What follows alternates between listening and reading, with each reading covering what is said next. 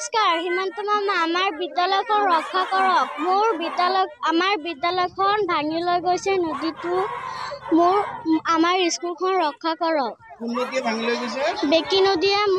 আমাৰ স্কুলখন ভাঙি গৈছে 1669 কাউৰজাহি প্ৰাথমিক বিদ্যালয় ঘৰবাৰী ৰাস্তা ঘাটখনিও ভাঙি লৈ গৈছে বিদ্যালয়খন আদাহানিটো গৈছে নদী ভাঙি গৈছে হিমন্ত মামাক মই আমাৰ বিদ্যালয়খন ৰক্ষা কৰক হিমন্ত মামা আমাৰ স্কুলটো ভাঙি গৈছে আমাৰ স্কুলখন ৰক্ষা কৰক কি হৈছে স্কুলত বেকি নদী ভাঙি গৈছে বৃহত্তৰ কাহৰজাহী অঞ্চলত বিশেষকৈ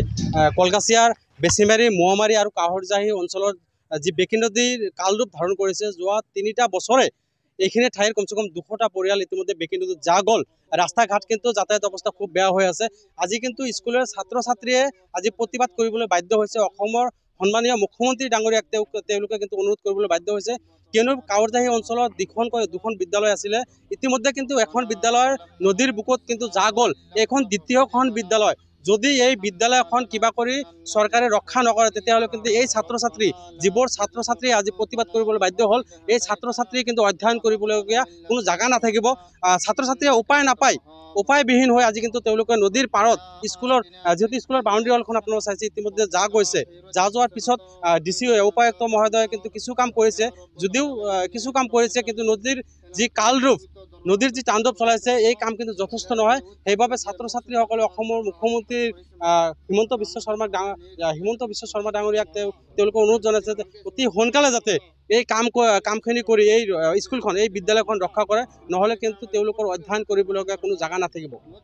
মোৰ কথা আজি 4 বছৰ হ'ল আমাৰ এই খাৰবালি গাঁওখন নদী গৰাখহনীয়াত পৰি আছে লাহে লাহে গৈ আছে আজিলৈকে কোনো বিধায়ক বা MP মহোদয় আজিলৈকে দেখাও নাই আনকি আমাৰ ইয়াত ডিচি ছাৰো অহা নাই ইয়াত বেলেগটো দূৰৰ কথা ৰাইজে অলপ হেৰি কৰি NGOৰ পৰা অলপ কাম কৰিছিল 2 বছৰ সেইখিনি নদীত গুচি গ'ল আৰু ইতিমধ্যে দেখাই পাইছে আপোনালোকে গৰাখহনীয়া কিমান খেতি মাটিৰ লগতে